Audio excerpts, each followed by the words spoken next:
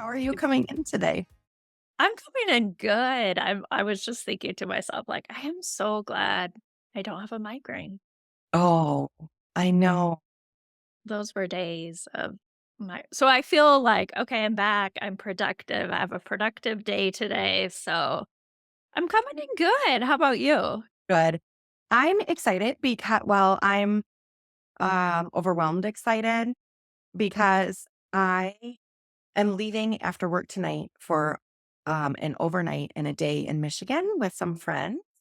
So I have the whole day off tomorrow, and I'm actually coming back Thursday morning. So it just means like every other day is filled to the gills so I can have a day off. And I love to be busy with work, as you know. And I also love to have time off. So it's sort of like work hard, play hard. So I'm looking forward to everything I do today and then skipping out of my house for 2 nights before I come back. Nice. Nice. Yeah.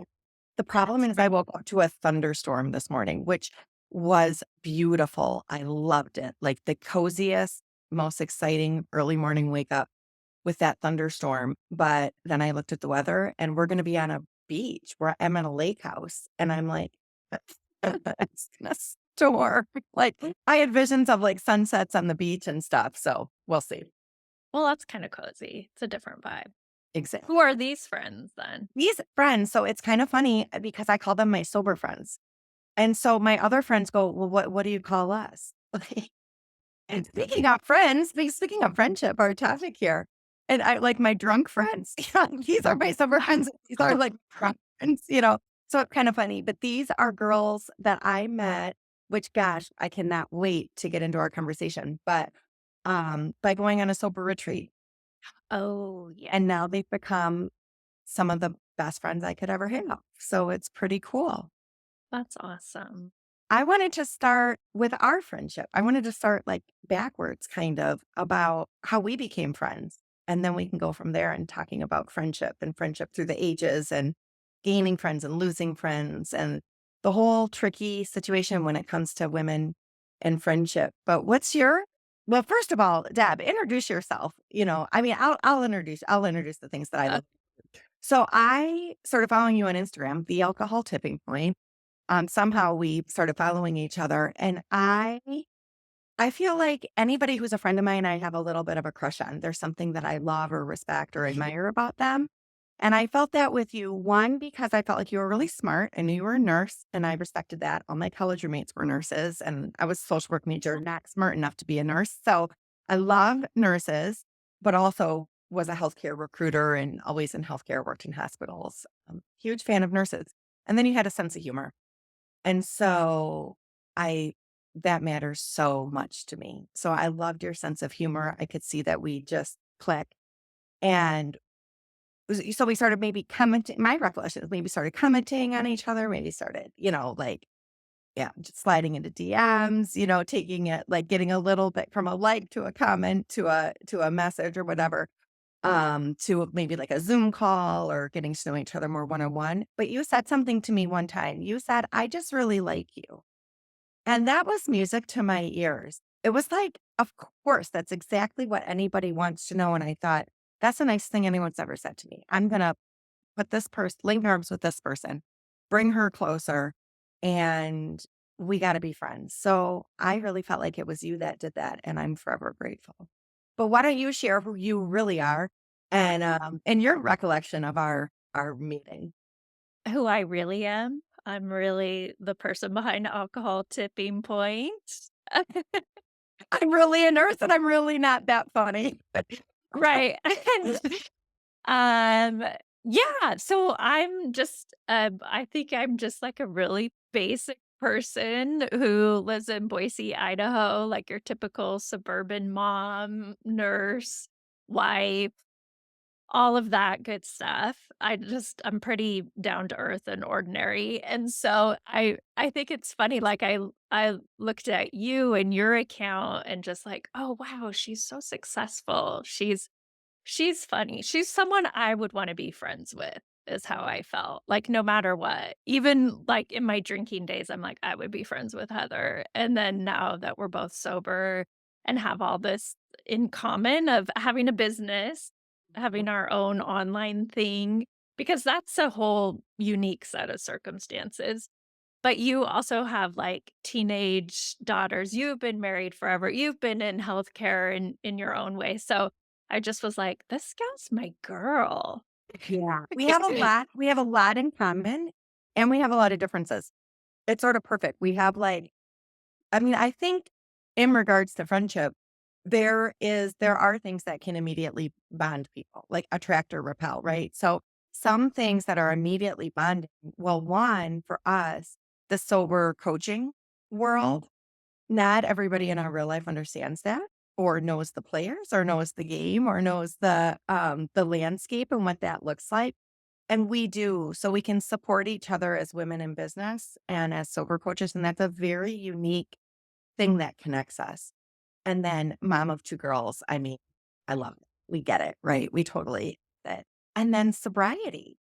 Sobriety, in itself is a huge connector, and it's an unspoken bond between you and anyone if they look like you or not. It's just that automatic, like, respect and admiration for somebody who's overcome something.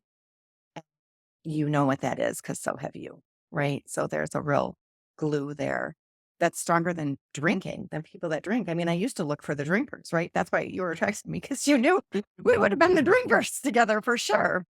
Yeah, when we were talking about doing this podcast, I was thinking about, like, what do I look for in a friend, and what did I used to look for? And on my list of, like, oh, I want them to be funny, but, like, number 1 or 2 on my list before was, do they drink? Yeah.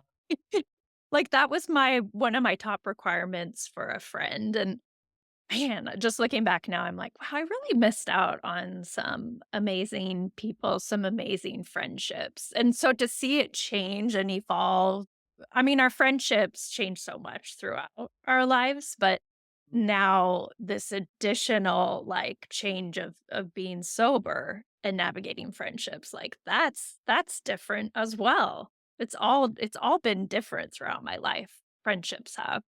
Yeah. Let's talk about that a little bit. First of all, I wouldn't know how to be friends with somebody who didn't drink as a drinker. Like, that would make me really uncomfortable. I would be very weirded out. I definitely, like, had no understanding for people. Why wouldn't you drink and how would you have fun? Like, I mean, no, that's a no for me as a drinker and as a sober person, of course, that has completely changed. We're meant to change and our friendships are meant to change and our values change. Like that's evolution, that's growth. It's a really positive thing. But I want to mention in the friendship world, it's hard because we have this idea of BFF, best friend forever, that we're supposed to have somebody who's in our like our day one, our OG, our person, our lobster, right? There's all these our mate for life, our girlfriend mate for life that we're supposed like this idea, this story. Maybe it's in my mind, but I think it's out there, or even a pack of people, even a squad of people, right? That are tribe that are there for the long haul. And I know I have felt rejected and disappointed when that hasn't happened for me, because for a long time I did have that. And and actually I was a gripper to friendships. Like my first friend was a year older than me and we played all day every day and I was 4 years old and she was 5 years old. You know what that bitch did? She went to kindergarten. How dare her? Now what was I supposed to do all day? She was a kindergarten and I was not, and it broke my heart. Because now our friendship changed. She wasn't there to play with all day. Then she made new kindergarten friends, right? And immediately my heart was broke. And I kind of have kept that my whole life. Like I'm a gripper, you know? And so it's been hard to have people in and out or leaving me in this idea that they're supposed to be forever. How does that sit with you? Wow, I'm just I can't believe you remembered that from being 4. That's pretty amazing. That's like a core memory for you. I think that I've come to terms with it, the Mhm. changing friendships. I think I've always kind of been a bit of a chameleon too. I was thinking about like I kind of do well on the fringe of groups. And so that has helped me kind of like evolve my friendships a bit, um, from, like, who I hung out with in elementary school, like you were talking about. We also moved from Lewiston, Idaho to Moscow, Idaho when I was in 3rd grade. So that was my first kinda, like, severing of and I think that kinda helped in a ways because it was like, "Oh, now it's time to make new friends.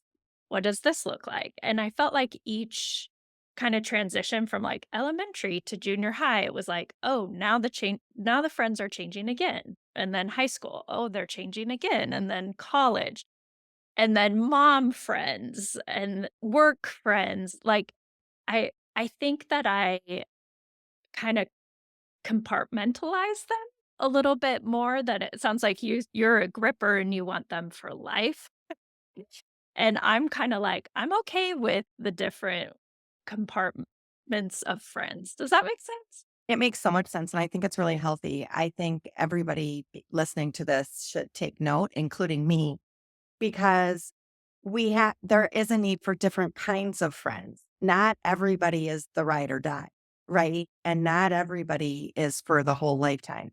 There's friends that are there for a reason or a season, and that's okay. And it's important to have all those different compartments of friends.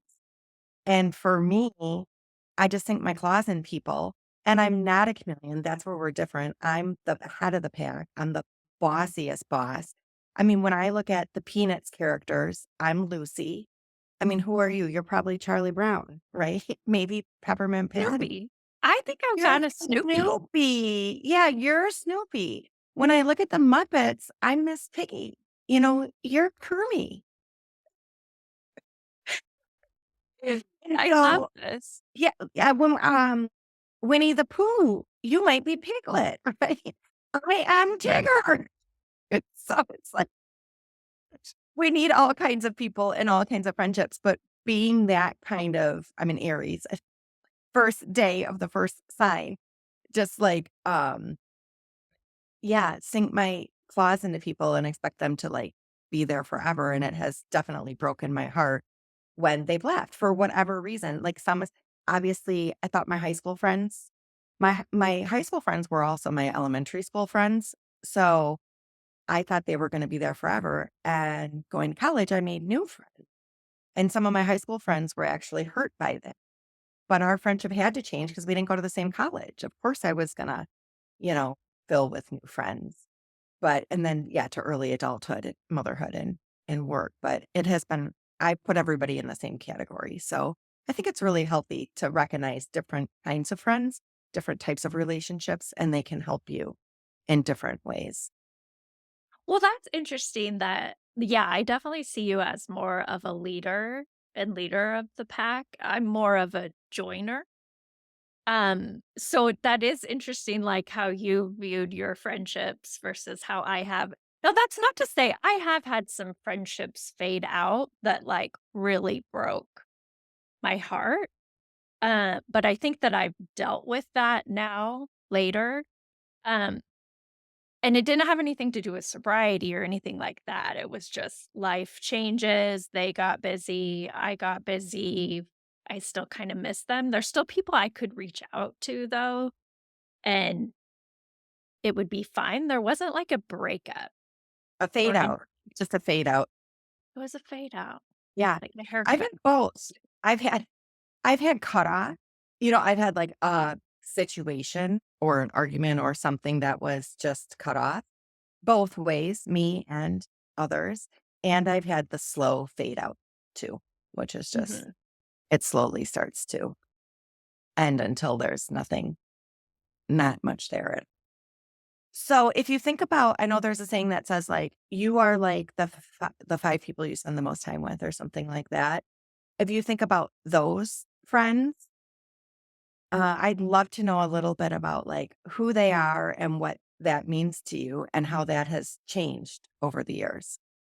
Yeah. Well, I would put you as one of those 5 people now because one really cool thing that Heather and I have done, like, we have never met in real life, which Coming seems soon. Actually, I wanted to amazing. say, and now a word from our sponsor. I'm just kidding. But we're going to meet live at Zero Proof Experiences Sober in the City in Seattle this September. So, everybody, if you want to be our friend and meet us live, join us there. But yeah, Yeah, and share more totally. or And like you said, like, I have made some of the most meaningful friendships with like, at sober retreats, within my sober groups. I've seen the other women, like, making friends and connections with each other, which I think is so amazing, but to your question, like, about the 5 reflections of yourself. So I say I put you in that category because we are like on Marco Polo all the time, just Mhm. chatting back and forth. And I think I also want to point it out for people who are listening, because I think a lot of people, their definition of friendship is like, okay, we're in person, we hang out, we go get coffee, but you can make a really meaningful connection online with technology. I mean, that's one of like, thank that came out of COVID, right? Where we all really got more connected with technology. We also got very disconnected. I do like in real life things, but it is possible to also have a real connection online. Um, so yeah, I would say I would put you in that category. I have some like, I guess, ride or die people that I know I could always reach out to at any point. I have a friend I went to nursing school with. Um, I could reach out to her anytime. Do And you is she local? she actually lives in my neighborhood. Okay, so do you see each other regularly at No, no, okay, not as much. Yeah. okay. How often do you get together and or connect? Is it like quarterly or twice a year and you just know I you're would say there? twice a year. I would say I mean, when she first moved into the neighborhood, it was like, "Oh my god, my bestie's here. Yay." But I was also drinking really heavily. Go over there and drink. But now no, not as much. To be honest, like I'm not that social. I always look at what you're doing in your life, Heather, and like it seems like you're always going out. You have all these events, all that you have this friends group you're going to this tomorrow, right? Or Today. Thursday? Yeah. Today, Jesus. Yeah. Yeah, like you're so social. And that's why I sent you that meme that Mel Robbins had posted about like all the people I would want to hang out with are sitting home on their couches too, or what was Yeah. it she Yeah, said? totally. I get that. So, that's what I wanna say, like, there are some people, and I have these people too, that know me very, very well, have known me for decades, and I could count on them, like you said. Um, Mel Robbins also did a friendship podcast, and she called it your 4 a.m. call friends, but she she said people that you could call at 4 a.m. just to talk if you were feeling lonely, and I'm sorry, do not call me to talk if you are lonely. Like, you can call me for an emergency and I will be there, but if you are feeling lonely, let's talk about it at 9 a.m. the next day. It's That like, it's hilarious. it's like, I would never call anybody to say, like, "Can we talk? I'm feeling lonely right now at 4 a.m." I would be like, "Are you awake? It's time for coffee." Like, maybe after 6 or 7 or 8. That's so funny. My Yeah. sister would, though. She definitely would. She would call you to Just say, "I'm lonely," and you would answer? well, she gets up super early, and she doesn't care that I don't.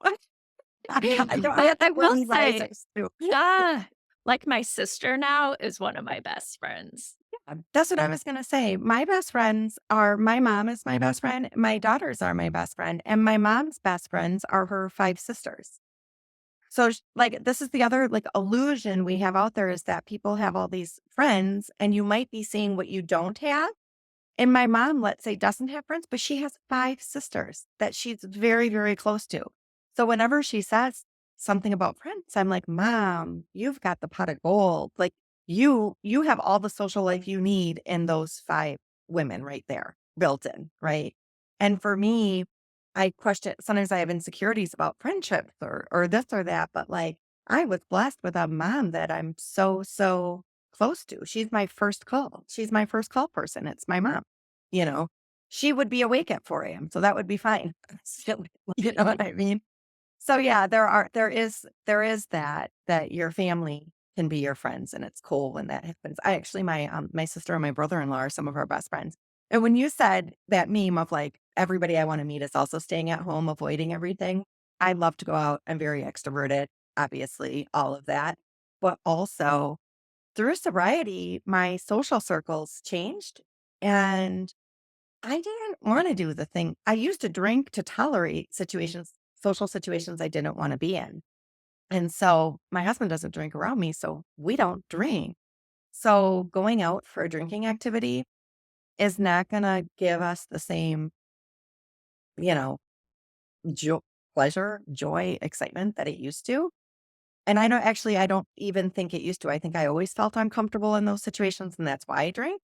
But it at least took the edge off my anxiety. And now the good news is I just don't go. I just don't have to go. In fact, there was a big party in our town where I think everybody was invited. Everybody I know, everybody I'm friends with was invited and went, and we weren't invited. And I was so grateful, so happy that I Oh, didn't get that's good. You had that I more JOMO. yeah, I was like, thank God, because how would I go or how would I turn it down? I feel bad, like but also I really, really, really don't want to be there. So just what a blessing to not be invited is how I felt. But my husband and I, our kids now busy, they've got their own license. They're out and about on the weekends and we're sitting at like the excuse used to be we got to drive the kids around or we've got kids activities. Well, now we don't. And also I think with raising kids, we've missed our social life was put on hold. So we've grown apart from people just because there hasn't been time with running the kids around. Well, now the kids are running themselves around, and my husband and I are bored sitting at home, right? And we're like, we actually don't really have any friends. We really don't have that. Like, our one favorite couple is busy this weekend. So, what are we going to do? So we're in that phase of moving towards empty nesting, kind of. Do And you we think probably don't have friends. yeah, would you say, like, your husband's one of your best friends? Definitely. Yeah. Yeah, definitely. But he's not a girlfriend. You know what I I mean? yes. It's so, so different, isn't it? Mhm. Yeah, I feel like Like the same things and we have great conversation and stuff, but also he's just not. yeah, yeah. I mean, my husband just doesn't get me. Sometimes he doesn't get it.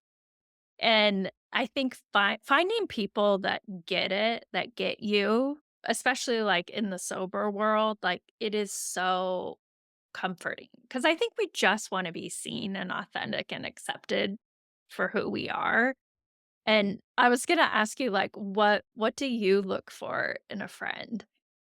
Well, like a good time, somebody who's funny, sense of humor. Like I said, like, I don't know. I was class clown in high school. Like it is, that's why sobriety was scary to me because I have to be, I, I mean, life isn't just a party or anything, but like, I love funny people, people that can make me laugh. I am just I have a lot of energy, a lot of enthusiasm. I love to laugh. Debbie Downers, like I love people that are adventurous and say yes to things.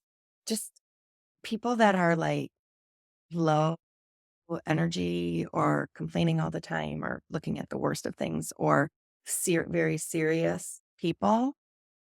It's hard for me because I really like to laugh fun. And the more ridiculous, like the happier, the harder I laugh and the more ridiculous it is. And when somebody can make me laugh, like, when you say, like, you gotta get it, like, a sense of humor, you gotta get it, like, when you're sending the memes that you know the other person's gonna get, like, to me, that is super, super important. But also, our friendship, which you were talking about, which a lot was created now on Marco Polo, which we check in all day long sometimes, and sometimes a day or 2 goes by, but we've very much become, like, daily check-in friends. And it moved to a different level though recently. I felt we're like gotten to know each other, like, seeing each other in different environments, sharing a little more about our day, sharing a little bit about our history. But very recently, when I was visiting my mom, I had a emotional situation and you helped me walk through that. And I felt like that took our friendship to a different level because I was very vulnerable with you and sharing something that I hadn't shared before and sharing it while it was in process versus all wrapped up with a bow, right? And it was there was no mask of pretending to be something or pretending to have it all together. It was like, this is something I'm actually struggling with right now. And you helped me walk through that. And that's how you get intimate with somebody. That's how you form a deeper bond, I think, is by letting them help you and sharing not Mhm. just your bright, sunny side, but your reality, your realness, and accepting help, accepting help from somebody. So I felt like that took us to a deeper level. Yeah, and I feel safe with you too. And maybe it is the Marco Polo. Maybe part of it is we don't live in the same city. We don't see each other day to day. Like there's kind of some safety there too. Like, oh, I could tell her anything and then I can pop away. Like Right. I could I'm not gonna see you at the barbecue on Friday and hold you to it, right? exactly. Yeah. Yeah, so it's so interesting. It's just a different dynamic to friendships. But I think that's important too, like just to have flexible definitions of people in your life that support you, what a friend looks like, what you look for in a friend, how you want to show up as a friend, all of that. How do you show up as a friend? Do you have like a friendship love language?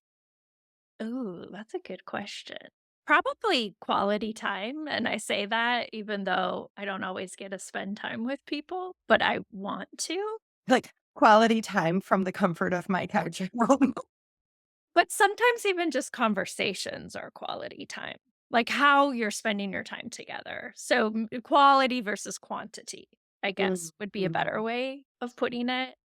I don't like small talk. I think that's also why going to parties now is awkward, like, "How are your kids? How's the Oh, weather?" You know what I mean? Like, I think that sobriety was a fast track to bigger conversations, bigger, deeper conversations, mhm, and that is important to me. I mhm. think just yeah. So I guess how I show up for as a friend, I hope, is that I'm I will accept you however you show up. Yeah. I'm non-judgmental. I'm here to listen, to help if needed. So I hope that that's how I show up as a friend. Oh, I love you for that because it doesn't like I've said this happens in new friendship too. Like I'll say something because I'm impulsive and I had a friend once tell me I'm a blurter. So I'm somebody who thinks fly out of my mouth before I think about them, right? And so I say all sorts of things. Some might be true and some might change when the wind blows a different way. But then I felt like, oh, I shouldn't have said that. Or you're going to think this about me. Or you're going to think that about me. You know what I mean? Or I talk too much about this. Because then I felt vulnerable and exposed if I've shared too much in a new friendship and that person's not ready for it. Or that person doesn't know enough about me. They don't know enough positive things to then have me share this, let's say, negative thing. And then they're going to think that's all and then I'm going to make up stories in my mind.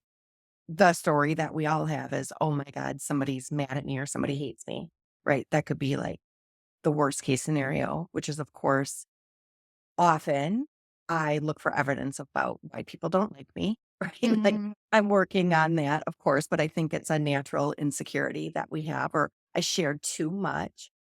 Being a Miss Piggy, I mean, it's a too much kind of person. So, of course, I am always sharing too much.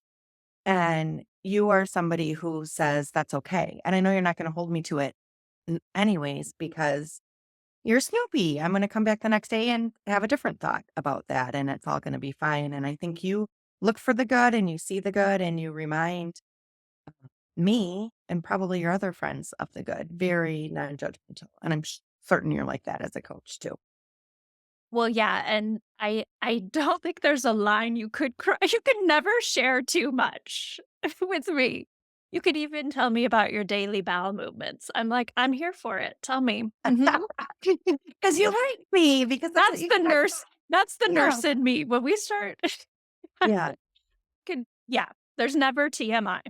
Yeah, okay, so isn't that lovely too when you know you're with somebody that you couldn't overshare or that would be there for all of it because they're interested in you? Because they're interested in you and excited about you and they wanna know about your life?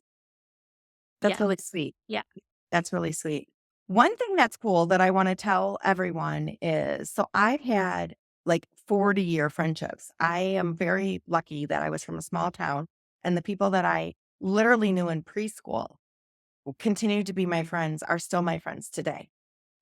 True story. I've got a handful of people that I'm very, very close to. My whole grade, really, we're still pretty tight. So that's why it was hard for me when I ditched the drink to find new sober people. I didn't think I needed new friends because I already had all these friends, right? And I Yeah. didn't want to be a weird sober person myself. So why would I want to hang out with the weird sober people, right?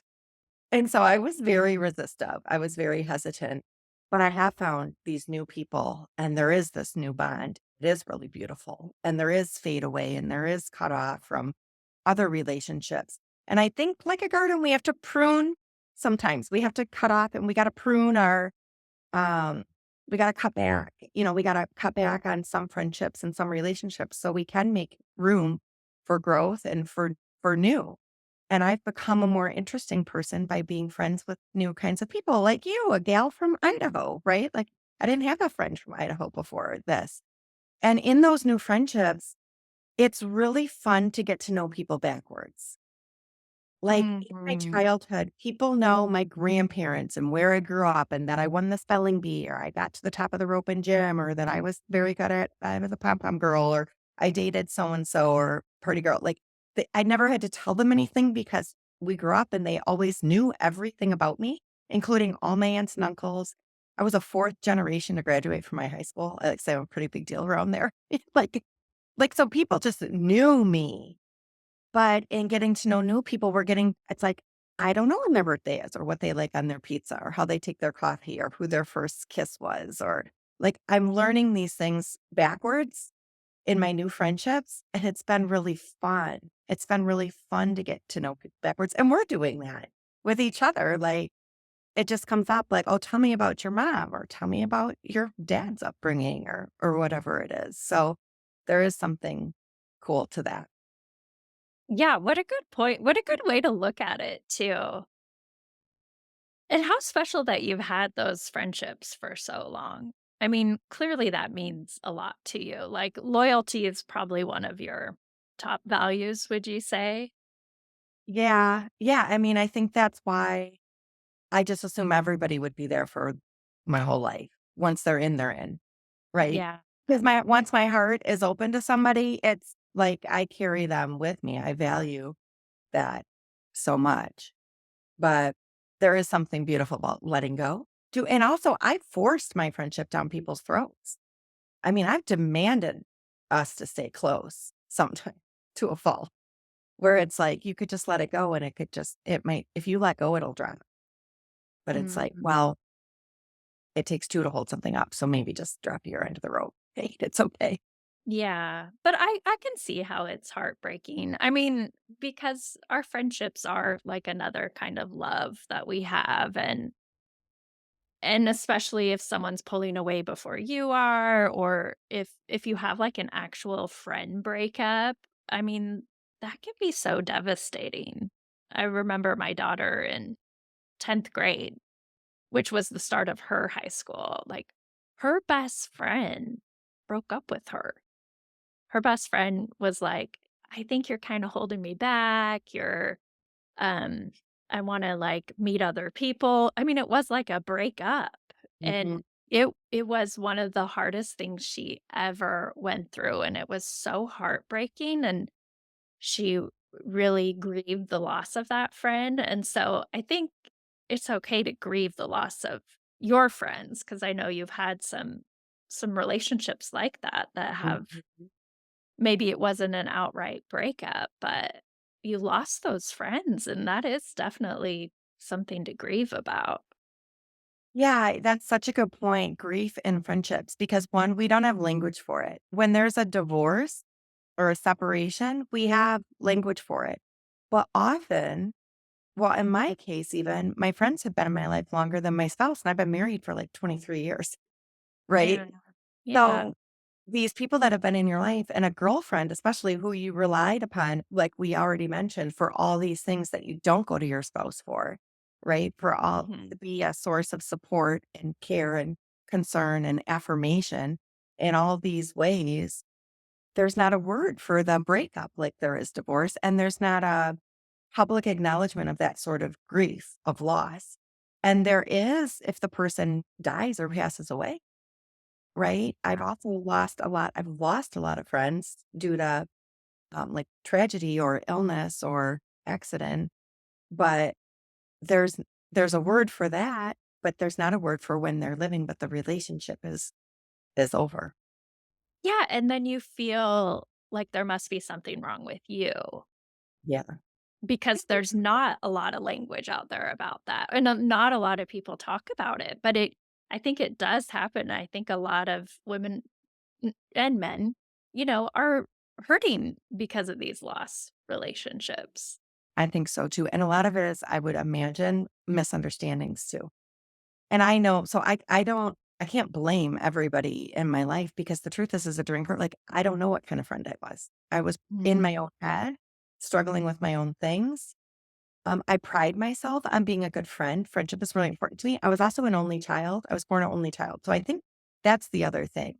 Eventually, my parents remarried, and I have half siblings that are 10 and 12 years younger than me. And I have a stepsister. But for most of my life, I was an only child. So I found sisters for myself. And when I got in with somebody, I got in with them. And after the friend that left me to go to kindergarten, I made another friend.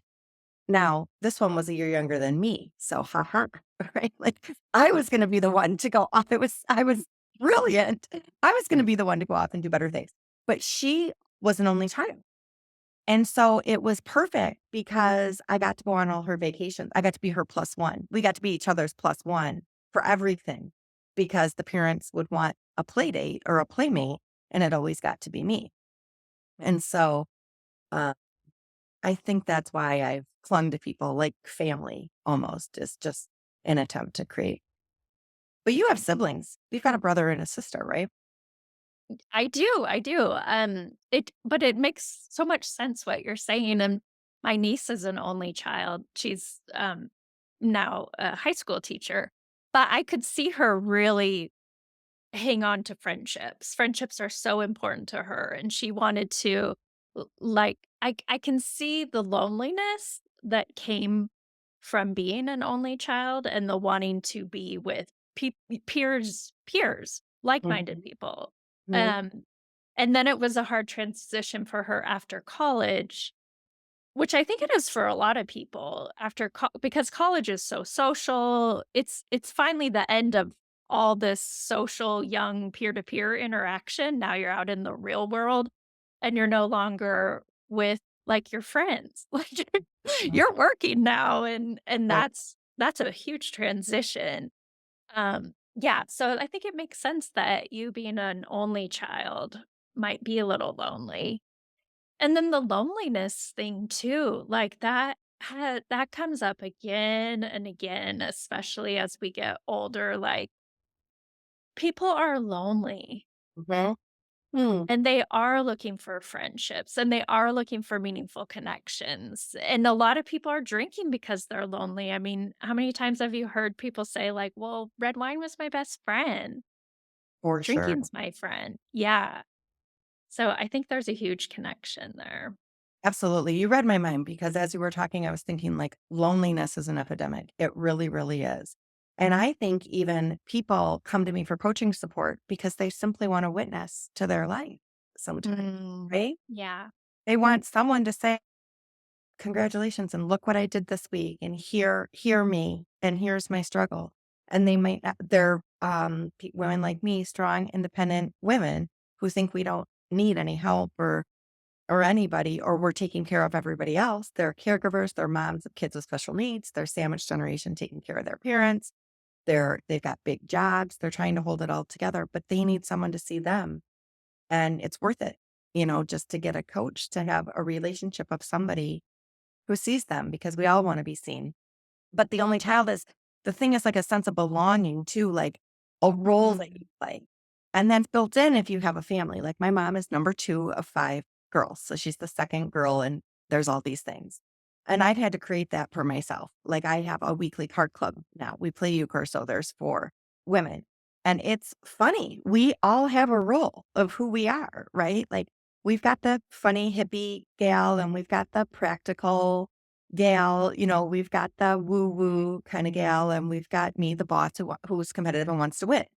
It's so like, and it plays out, and you can have a one on one friendship that matters. And I think your 4 a.m. phone call, your nursing school friend, she's that person, and that's an individual friendship. And then we have like a group of people. And that is like my card club, or for you, it could be who you are in your family, what role you get to play. And that gives a sense of belonging, I think, to something even bigger, that you belong in this group and you have a spot and a role to play. I think that's really helpful and healing for people. Yes, I think such a good word, belonging, and such like a core feeling that we want. And I think it's partly why it's hard to change our drinking if we are belonging to like a drinking group and now we're different. Even if drinking's not your thing, if you have something else that you struggle with, um and usually we hide it. Like we do want to present our best self. We don't tell our friends always what's really going on. We purposefully put our best self out there, and because it is hard to share that we're struggling, like you said, it's hard to ask for help. Um, but yeah, just going back to that belonging, being one of those core values that we all want throughout our lives. Yeah, so it goes against the grain to quit drinking because alcohol is the automatic connector. Like we're Yep. doing shots, we're sharing this bottle of wine around the table. We're all grabbing a cold brew and then going to sit on the deck or whatever it is we're doing. It We are a species that wants to belong and needs to belong and has to have belonging for survival. And when Mhm. that alcohol is the glue, and it is for all of us, we've chosen groups like that because we were drinkers ourselves, right? And then we are purposely putting ourselves on the outs. It's very counterintuitive. And it's like now we don't do that belonging thing. We don't do that thing that connects. We're putting ourselves on the outside on purpose, intentionally. We're choosing there. And it goes against everything that comes natural for us. So that's why it's really, really hard to quit Mhm. drinking and then to go back in those social situations and expect yourself to not have feelings about that, right? To not Yeah. feel so stressed out that you want to drink and to calm down those feelings of stress because you've just chosen to put yourself on the outs. It's very Which awkward. yeah, which going back to loneliness, you don't have to be alone to feel lonely. So Yeah. a lot of people feel lonely in a group of drinkers, if you're trying not to drink. Mhm. How do Right. you deal with loneliness, or what do you Yeah. So, and drinking isolates us too. It takes us further and Mm. further. So, I think my loneliness started. I think I thought I was friends with people, but I was drinking. And in fact, people were noticing. I had a friend ask me once, like, well, are you happy? And I was so offended that she asked that because even though I was drowning in my own drinking and I was miserable in my job and I was full of grief and shame and very clearly not happy, I was like, how dare she? Like, she wishes she had everything I have. Like, how couldn't I be happy? I have this perfect house, this perfect spouse, these perfect kids, this very impressive job title. Like, I am doing great. How dare you ask me that? Right. And now I'm like, I I was in denial. I was absolutely miserable, but it was my protection to say everything was okay. I was okay. I had to keep merging to I was okay. Because if I didn't, I would crumble. And what was the options for me? Right? Like I couldn't see myself. I didn't have time for a breakdown. I couldn't see Mhm. how my life would continue if I surrendered in any way. I was just trying to keep up, and I was so full of shame that I just had to keep saying everything's okay. even though it wasn't. So I wasn't being honest in my friendships. And I was walking around with a secret. The secret Yeah. was a lot of secrets, probably, but one was terrified that I drink too much and I don't know how to quit. I don't really want this to be a real problem for me. How do I hide that? And then how do you overcome that? Like, how do you tell your friends? How do you tell someone else? You know what? When I first did, well, first I just fell to my knees to my husband and said, I need help and this is it. You know, Mm. I and that was the first time I did that after I had gone 3 years with on off drinking. My last day one, I just really surrendered and asked for help, which I had never done. So that was different. With my friends, it was very interesting. I was spending the most time with people that I drink the most with because I was at the end of my drinking, right? So there was 2 friends in particular I sat down with on that day 1 and cried and said, "I'm so sorry. I have to quit drinking.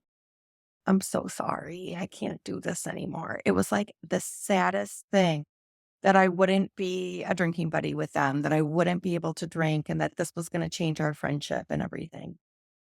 It was very morbid, it was very sad. I was just crying, and I was so sorry that I couldn't be a better drinker or hang in there with them in the drinking, right? And looking back, that's so funny because it was the healthiest, best possible decision. It was the only most beautiful option for me, and it is something to celebrate so big and hard. It's nothing to cry about, quitting drinking. I mean, definitely you cry because it's a change, but it is something it is good for you is the response to that. Like, that's amazing. Congratulations, but one of them quit drinking with me for a Like, whole so year. when you shared that, she was Yeah, like, I "I think I gotta got do you?" that too. Yeah, she's like, "I think I gotta do that too." Wow. Yep, and then the other one has been my number 1 biggest support. So I went to her house after a happy hour. Um, I had a happy hour where I didn't drink, and then I went to her house where we were gonna have our usual Thursday night, like, drinking thing, and I said, "Drink whatever you want. I just got back from this happy hour. It was so hard. I didn't drink.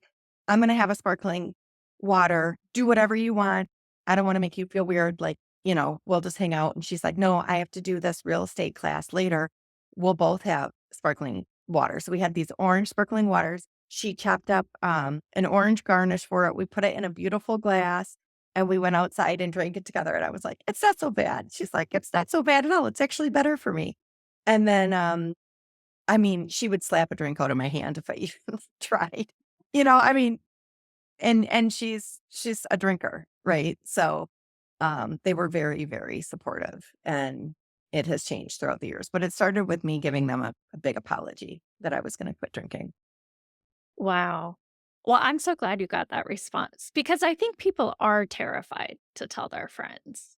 I've How would heard, I would always tell my friends I'm taking a break, so they always knew that. So I didn't quite it was easier for me to frame it like as a break, as a health thing. I'm drying out, I'm doing a dry month. So that was easier for me. Um, it wasn't till I had actually gotten some traction and some days under me that I started talking more about how it was so hard for me. And I would say all my friends, my true friends, were very supportive. And some of them, like, were like, "Hey, I'm having a problem too," or, they could commiserate. And so that was helpful for me. I have had some people that share, like, they haven't had great responses from friends. That Mhm. that some of their friends don't understand. They're like, "Oh, you're fine. You don't really have a problem, like, you're okay." And maybe those friends are in their own denial or whatnot, but they haven't had a great response. Most people, though, I would say it's such a relief when you share your truth, when you share, like, "I have a problem." Was it for you when you went back and said, "Okay, I've been taking these breaks, but actually I feel so much better without it. I'm not gonna be drinking." It was hard for me. It was hard for me to let it go Yeah, I think it was a relief. because it was like the secret was out. Yeah.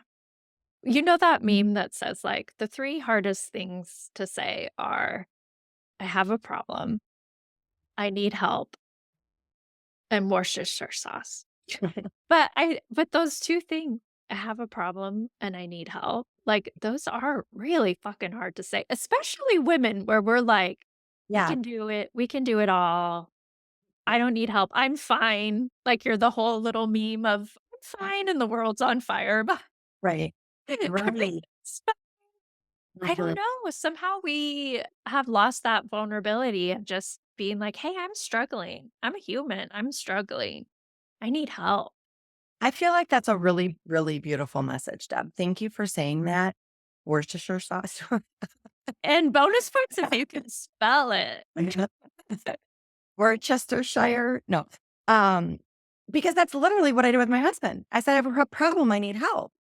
And you know what? Mhm. That's what I did with you on our Marco Polos when I just brought our friendship, when we had the opportunity Yeah. together to bring our friendship to a deeper level, was saying, I have a problem and I could use some help.